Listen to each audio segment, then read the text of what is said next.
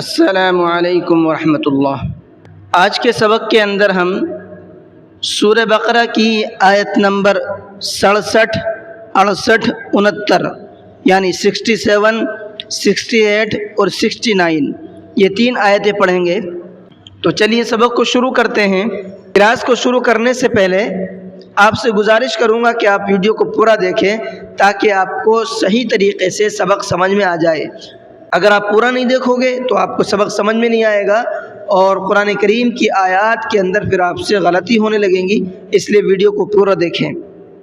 اعوذ باللہ من الشیطان الرجیم، بسم اللہ الرحمن الرحیم۔ وَإِذْ قَالَ مُوسَىٰ لِقَوْمِهِ إِنَّ اللَّهَ يَأْمُرُكُمْ أَن تَذْبَحُوا بَقَرَةً۔ وَإِذْ قَالَ، ذال کو سافٹ کر کے پڑھنا ہے اور قال کے قاف کو منہ بھر کے پڑھنا ہے۔ موسیٰ، سین کو کھینچ کر کے پڑھنا ہے اس لیے کہ اس پر کھڑا زبر ہے۔ لِقَوْمِهِ، ہاں پر یہ چھوٹا مد ہے، اس کو تھوڑا سا زیادہ کھینچنا ہے، 1 سے 3 الف کی برابر۔ ان کے نون میں غنہ کریں گے۔ ان اللہ، اللہ کے لام کو منہ بھر کے پڑھنا ہے اس لیے کہ اللہ کے لام سے پہلے زبر ہے۔ یأمرکم، یا دیکھیے میں نے یہاں جھٹکے سے پڑھا ہے اس لیے کہ یہاں پر حمزہ ساکن ہے اور حمزہ ساکن کے پڑھنے میں جھٹکا ہوتا ہے۔ ان تذبحوا، یہاں دیکھیے نون ساکن ہے اور اس کے بعد میں تا ہے جو اخفا کے 15 حروف میں سے ایک حرف ہے، تو یہاں پر کیا کریں گے؟ اخفا کریں گے۔ بقرہ، یہاں پر دیکھیے ہم نے گول تا پر آیت کی ہے اور جب گول تا پر آیت کرتے ہیں تو گول تا ہا بن جاتی ہے، اس لیے ہم نے کیا پڑھا ہے اس کو؟ بقرہ۔ قالوا اتتخذنا ہزوا، یہاں پر قالوا میں دیکھیے چھوٹا مد ہے اس لیے کہ واو مدہ کے بعد میں حمزہ دوسرے کلمے کے اندر آ رہا ہے شروع میں، تو یہاں پر چھوٹا مد ہوگا، 1 سے 3 الف کی برابر کھینچ کر کے پڑھنا ہے۔ اور لاسٹ میں دیکھیے ہم نے 2 زبر پر وقف کیا ہے ہزوا کے اندر، تو کس طرح سے پڑھا ہم نے؟ 1 زبر کے ساتھ میں الف لگا کر کے پڑھا ہے، اور رول بھی یہی ہے جب ہم 2 زبر پر کہیں بھی ساز توڑتے ہیں تو وہاں پر 1 زبر کے ساتھ میں الف لگا دیتے ہیں۔ قال اعوذ باللہ ان اکون من الجاہلین، باللہ اللہ کے لام کو باریک کر کے پڑھا ہے اس لیے کہ اللہ کے لام سے پہلے زیر ہے۔ ان اکون، یہاں پر نون کو بالکل ظاہر کر کے پڑھا ہے، کیوں؟ اس لیے کہ نون ساکن کے بعد میں حمزہ ہے اور حمزہ اظہار کے حرفوں میں سے ہے، تو کیا کریں گے؟ ہم نون کو ظاہر کر کے پڑھیں گے، اظہار کریں گے۔ قالوا ادع لنا ربك يبين لنا ما هي، قالوا، لام کو ڈائریکٹ دال میں ملایا ہے اور بیچ میں واو الف اور الف ان کو چھوڑ دیا ہے، کیوں؟ اس لیے کہ الف واو یا کہیں کہیں پر لکھے ہوئے ہوتے ہیں مگر وہ پڑھے نہیں جاتے ہیں، تو اس لیے یہاں پر الف اور واو لکھے ہوئے تو ہیں لیکن یہ پڑھے نہیں جائیں گے۔ ربک کے را کو منہ بھر کے پڑھنا ہے۔ ما ہی، دیکھیے کیسے پڑھا ہے اس کو؟ ما ہی پڑھا ہے، کیوں؟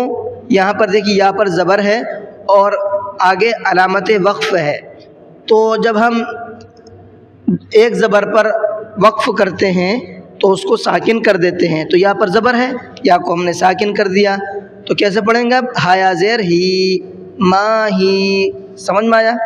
چلیے۔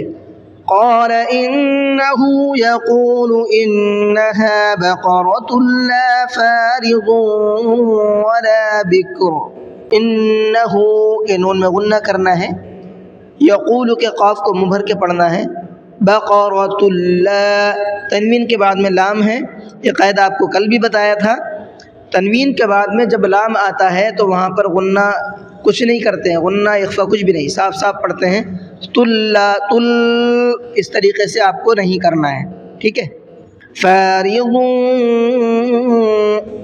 ضاد کے اوپر تنوین ہے اور اس کے بعد میں واو آ رہا ہے، تنوین کے بعد میں جب واو آتا ہے تو وہاں پر غنہ کر کے پڑھتے ہیں، کس طریقے سے؟ فارضون، یہ ضم جو میں کر رہا ہوں اس کو غنہ بولتے ہیں، اس طریقے سے آپ کو پڑھنا ہے، اور ضاد کو منہ بھر کے پڑھنا ہے۔ ولا بکر، اب یہاں پر دیکھیے دو پیش ہیں اور آگے اس کے وقف کی علامت ہے، تو ہم یہاں پر دو پیش پر سانس توڑ رہے ہیں، دو پیش پر سانس توڑتے ہیں تو اس کو بھی ساکن کر دیتے ہیں۔ تو ہم نے کیا پڑھا ہے اس کو؟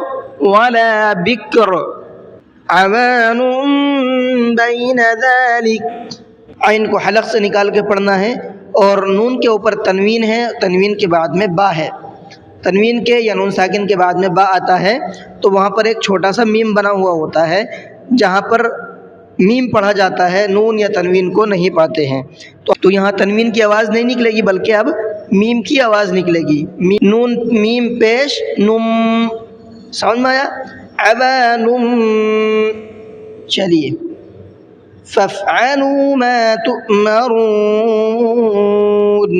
فافعلوا، عین کو حلق سے نکالنا ہے، تؤمرون، یہاں پر بھی حمزہ ساکن ہے، اور حمزہ ساکن کے پڑھنے میں جھٹکا ہوتا ہے، اس لیے ہم نے اس کو جھٹکے کے ساتھ میں پڑھا ہے۔ تو قالوا ادع لنا ربك يبين لنا ما لونها، ربک را کو منہ بھر کے پڑھنا ہے، ما لونها، ہا کو کھینچ کر کے پڑھنا ہے، اس لیے کہ یہاں پر الف ہے اور الف سے پہلے زبر ہے، اور جب الف سے پہلے زبر ہوتا ہے تو الف کو کھینچ کر کے پڑھتے ہیں۔ قال انه يقول انها بقرة صفراء، انه کے نون میں غنہ کریں گے اور ساتھ میں ہا کو کھینچ کر کے پڑھیں گے۔ یقول کے لام کو نہیں کھینچنا ہے، اس لیے کہ لام کے اوپر صرف پیش ہے، اور جس حرف کے اوپر پیش ہوتا ہے اس کو کھینچ کر کے نہیں پڑھتے ہیں۔ بقرۃ، تاکہ اوپر تنوین ہے اور تنوین کے بعد میں صاد ہے، اور صاد بھی اخفا کے 15 حروف میں سے ایک حرف ہے، تو تنوین کے بعد میں جب اخفا کا کوئی بھی حرف آئے گا تو وہاں پر کیا کریں گے؟ ہم تھوڑا سا ناک میں آواز کو چھپائیں گے۔ کیسے؟ بقرۃ، یہ تم جو میں کر رہا ہوں اس کو اخفا بولتے ہیں۔ صفراء فاقع لونها تسر الناظرین، صفراء کے را کے اوپر یہ بڑا مد ہے، اس کو مد متصل کہا جاتا ہے، اس کو 4 سے 5 الف کی برابر کھینچ کر کے پڑھا جاتا ہے۔ فاقع، قاف کو منہ بھر کے پڑھنا ہے، عین کے اوپر تنوین ہے اور تنوین کے بعد میں پھر لام آ گیا تو یہاں پر غنہ اخفا کچھ بھی نہیں کریں گے، صاف صاف پڑھیں گے۔ تسر، را کو منہ بھر کے پڑھیں گے اور نون کے اوپر تشدید ہے تو غنہ کریں گے۔ تسر الناظرین، را کو منہ بھر کے پڑھنا ہے۔ یہ تو وہ پوائنٹ رہے جو تجوید کے اندر ہوتے ہیں جو میں نے آپ کو بتائے، اس پر دھیان رکھیے گا اور کس طریقے سے پڑھنا ہے فائنل آپ کو چلیے پڑھ کر کے دیکھتے ہیں۔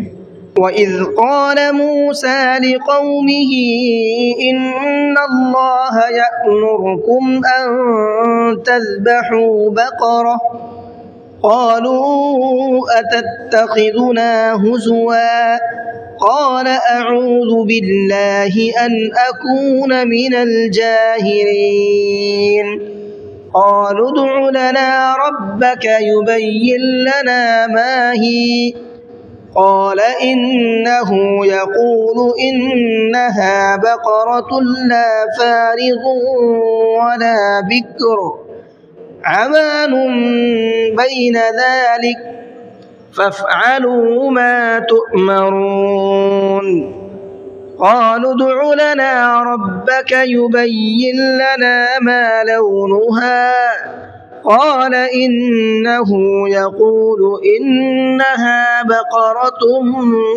صفراء فاقع لونها تسر الناظرين۔ جی یہ آپ کی 3 آیتیں ہو گئی۔ امید ہے کہ آپ کو سبق بھی سمجھ میں آیا ہوگا اور ویڈیو بھی اچھی لگی ہوگی۔ اگر ویڈیو اچھی لگی ہے تو ویڈیو کو لائک کر لیں، اگر چینل پر نئے ہیں تو چینل کو سبسکرائب کر لیں تاکہ ہماری تمام اپڈیٹ اسی طریقے سے آپ تک پہنچتی رہے اور قرآن کریم کی برکات سے ہم تمام لوگ فیض یاب ہوتے رہیں۔ چلیے کلاس کو ختم کرتے ہیں۔ السلام علیکم ورحمۃ اللہ۔